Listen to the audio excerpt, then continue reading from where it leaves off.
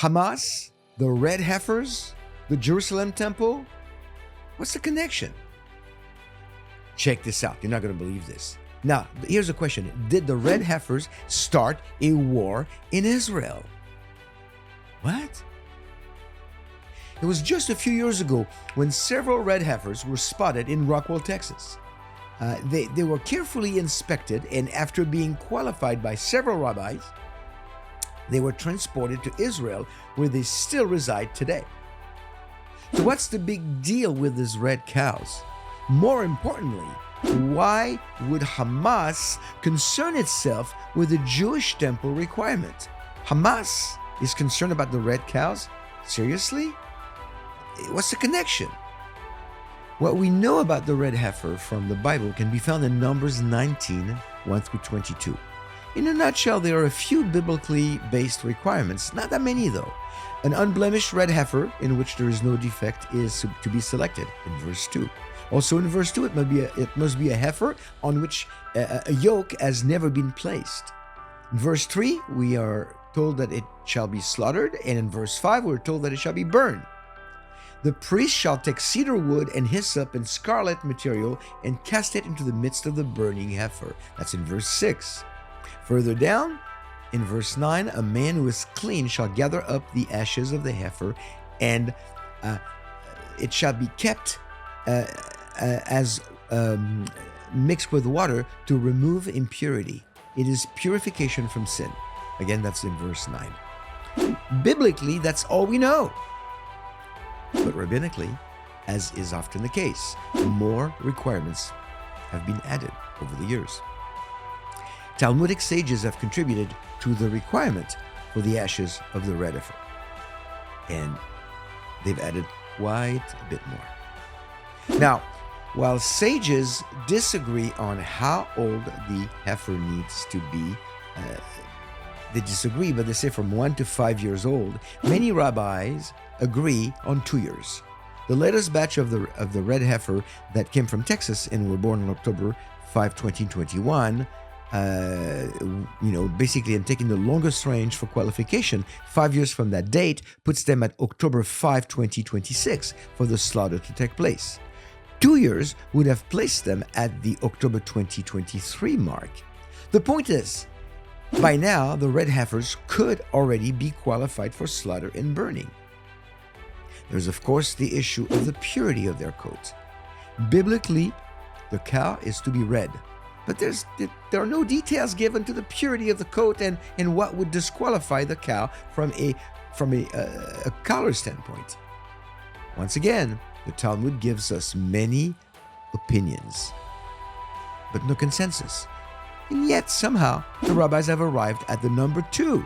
So 2 hair or more of a different color, usually white, but it could be a different color, different than red, disqualifies the heifer.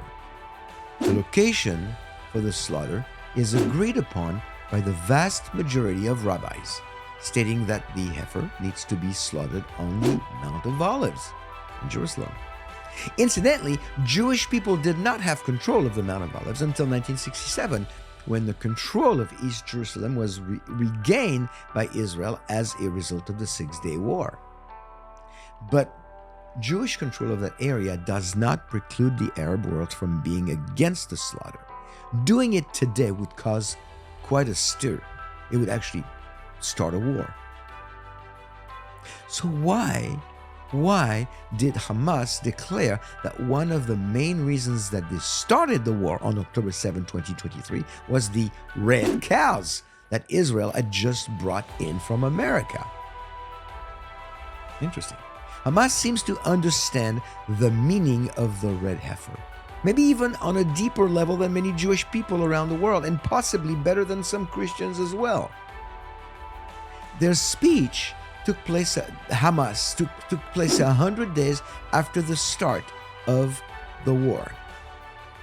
And this is what they declared, and I quote, "We look back 100 days to remember the educated, the complicit, and the incapacitated among the world powers, governed by the law of the jungle, reminding them of an aggression that reached its peak against our path, Al-Quds and Al-Aqsa, with the start of its actual temporal and spatial division and the bringing of red cows as an application of a detestable religious myth designed for aggression against the feelings of an entire nation in the heart of its Arab identity and the path of its prophet and ascension to heaven.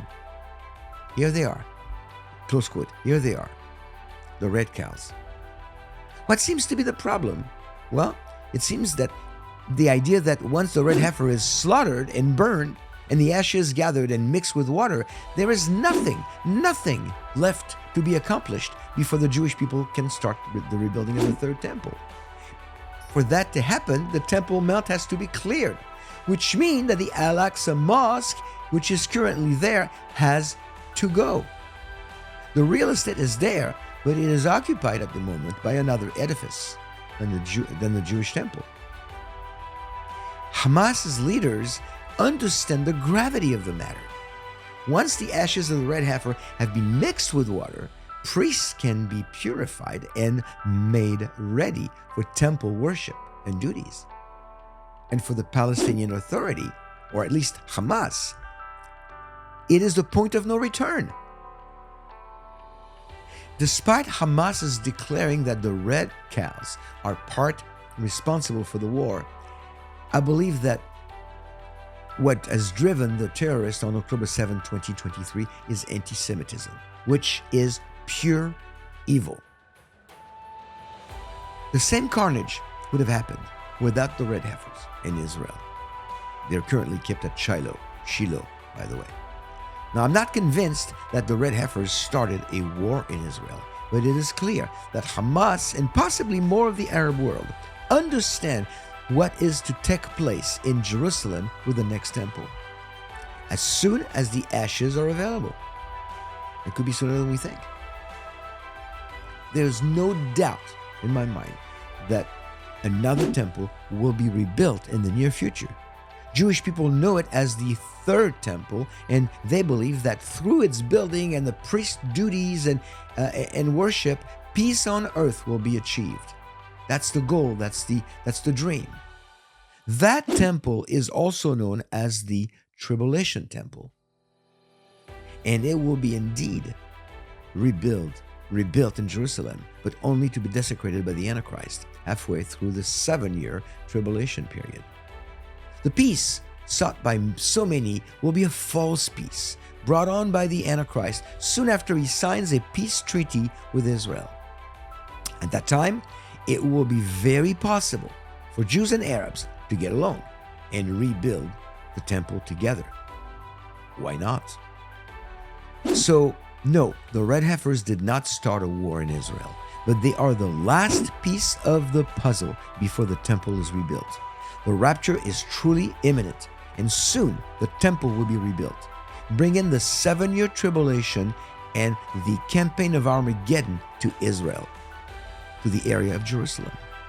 At that time, half of the world will perish, except for those who have placed their trust in the death and resurrection of Yeshua of Nazareth, Jesus. It's not too late. Not too late to trust him. It's too important to wait another day, especially the days we live in where so many events are converging at the most rapid speed in the history of mankind. Friends, we are one red heifer closer to the end. Don't wait. Come to him. Trust him. Follow him. Obey him. And be blessed.